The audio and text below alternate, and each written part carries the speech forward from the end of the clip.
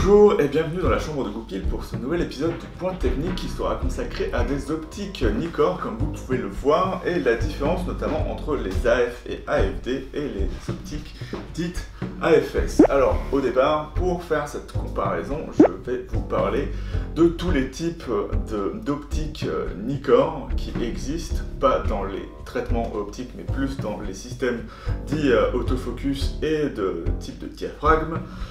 Et je passerai aussi du coup à la comparaison, et ce qui n'est pas forcément évident entre les AF et les AFS. Donc pour commencer, je vais vous parler de toutes les optiques qui sont là, et je rentrerai dans le détail au fur et à mesure que j'en parlerai. Donc sur le Nikon D750, ici on a un 20 mm AF qui est la première version d'optique autofocus. Il n'y a pas grand chose à dire, donc on aura un moteur qui sera dans l'appareil photo et qui fera marcher par un système mécanique de couplage l'optique. Après on aura un deuxième type qui est l'AF dit D, celui qu'on compare le plus généralement avec l'AFS, qui est un terme plutôt galvaudé à mon avis. Le D va simplement dire qu'il y a une puce dans l'optique qui mesure la distance et qui permet du coup une meilleure exposition lorsque vous l'utilisez. Après sur les boîtiers récents, on a des différences mais c'est très faible. On pouvait avoir plus de différences notamment sur des boîtiers style D700 ou D3. Mais maintenant ça a été plutôt corrigé ça. Après, bon je vais vous montrer celle-là avant, on aura l'AFS de type D, donc ce sera une espèce de transition entre l'AF et l'AFS le plus connu aujourd'hui qui est le type G. Donc on aura un moteur SWM à l'intérieur, donc Silent Wave Motor, qui sera un dérivé de ce que fait Canon, mais on aura encore une bague de diaphragme derrière, et l'optique s'appellera du coup AFS D. Après on aura l'AFS de type G, qu'on a ici représenté par ce 50 mm 1.8.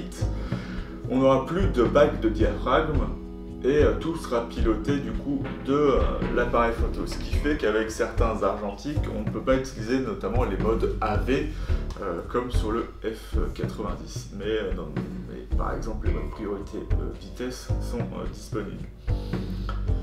Donc voilà, après on aura un autre type qui est pas un dérivé du type G mais une évolution naturelle, enfin pas naturelle, puisque Nikon a toujours voulu faire ça différemment.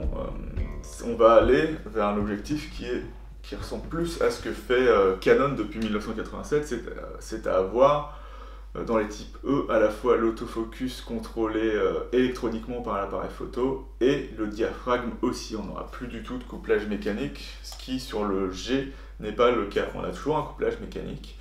Si vous ouvrez, je ne vais pas le faire, mais si vous enlevez votre bouchon, vous pouvez voir qu'il y a un petit levier sur le côté, et si vous le levez, eh ben, votre diaphragme va augmenter ou baisser.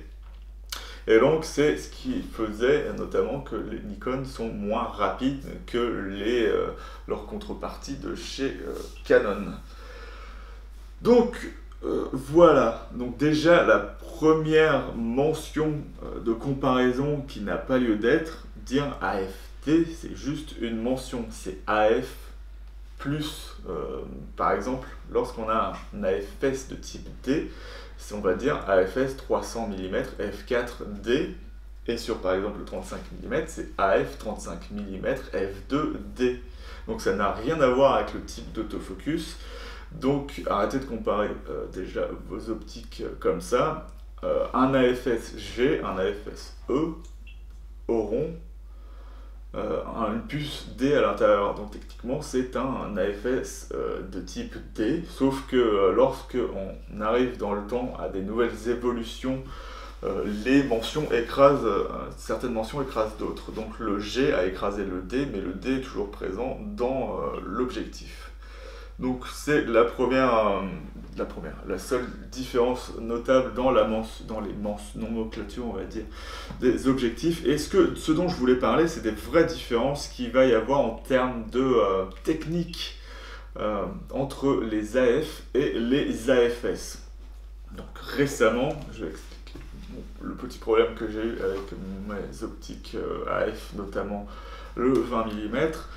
c'est que je me suis aperçu qu'il était censé être beaucoup plus précis en termes de netteté que ce que j'obtenais avec le D750. Donc je me suis mis à régler précisément l'optique, ce que j'ai réussi à faire, mais je me suis aperçu que en utilisant cette optique là, j'arrivais pas à 100% à avoir tout le temps des images de la même netteté, ce qui est plutôt dommage hein, au final, et ça c'est dû au couplage mécanique. Pour ceux qui ne connaissent pas, le couplage des optiques AF, on va avoir du côté de l'appareil photo une pin et de l'autre côté un récepteur rond pour faire bouger l'optique, donc l'autofocus.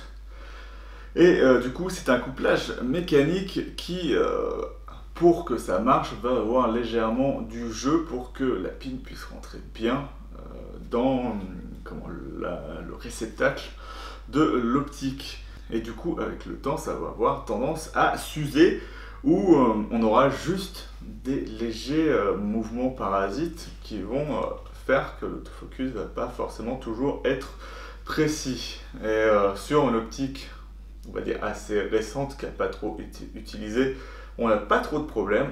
On va avoir certaines fois un truc légèrement pas au point. Mais sur une optique qui est beaucoup plus vieille comme celle-ci et qui a, semble-t-il, été beaucoup plus utilisée, on va avoir des différences qui sont quand même assez notables. Et c'est ce qu'on n'aura jamais, absolument jamais, à part si vous ratez votre point, avec les AFS de type G. J'ai testé plusieurs fois, on doit avoir sur 50 photos, une légèrement pas nette, ce qui est des fois dû à l'autofocus. J'ai fait ça dans milieu sombre, mais là on est vraiment à vraiment 1 sur 4, voire 1 sur 2.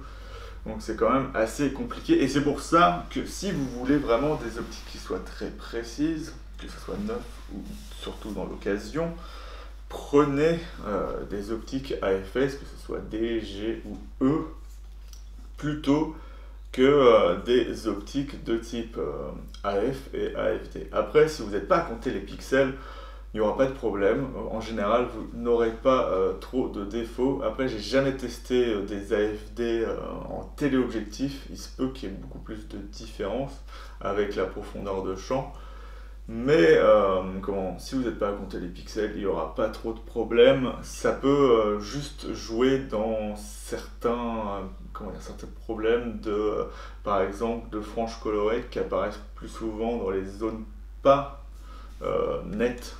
Et si vous mettez pas, si vous voulez un endroit mis au point et que vous voyez une légère frange, ça peut être synonyme que l'optique n'a pas fait la mise au point là où il fallait. Après, je chipote, mais c'est ça qu'il faut savoir. Si vous êtes à compter les pixels, par exemple, si vous utilisez un D810, il y a des très bonnes optiques AFD, à n'en pas douter, qui restitueront quand même un assez grand nombre de pixels du capteur, mais ce sera jamais aussi précis qu'avec un AFS, donc faites attention à ça. Essayez quand même de prendre des optiques adaptées à votre boîtier. Après, si c'est votre démarche d'utiliser des AFD, comme moi je le fais souvent parce que c'est moins cher et ça permet de tester par exemple des focales qu'on a envie de tester, et après peut-être reprendre l'équivalent AFS.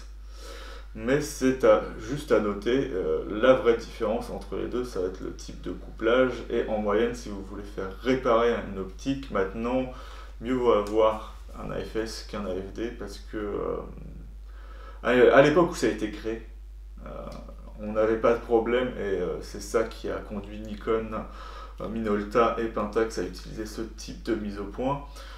On n'avait pas de problème à réparer mécaniquement, c'était beaucoup moins cher que tous les systèmes électroniques, mais là aujourd'hui on s'aperçoit que c'est l'inverse, on va avoir beaucoup plus de problèmes à trouver même des pièces pour des AFD, alors que pour les AFS, pour les EF, et on aura beaucoup moins de problèmes. Donc ce sera notamment ça les différences: entretien meilleur avec ça, mise au point, précision meilleure avec ça. Après, vitesse, en général sur les optiques courtes, ce sera meilleur avec les AFD, pardon. Et ce sera pour les optiques longues, type téléobjectif, ce sera meilleur avec les AFS. Donc voilà, je ne vais pas non plus parler de précision entre les différents types d'AFS. Si vous voulez une vidéo comme ça, je la ferai. Mais là, pour l'instant, je restais sur la différence notable entre les AF et les AFS. Donc voilà, si vous avez des questions, vous pouvez les poser. Si vous avez aimé cette vidéo, n'hésitez pas à mettre un pouce levé. Si vous n'avez pas aimé, n'hésitez pas à mettre un pouce levé aussi ou un pouce baissé. Mais vraiment, dites pourquoi. J'aimerais que ce soit plutôt constructif et que si vous êtes vraiment intéressé par la photo, que vous disiez en quoi vous n'avez pas aimé. Surtout ça, peut-être le décor, parce que j'ai vu dans le champ que j'avais certaines choses. Voilà, donc je vais vous dire à bientôt sur la chambre de Goupil. Salut!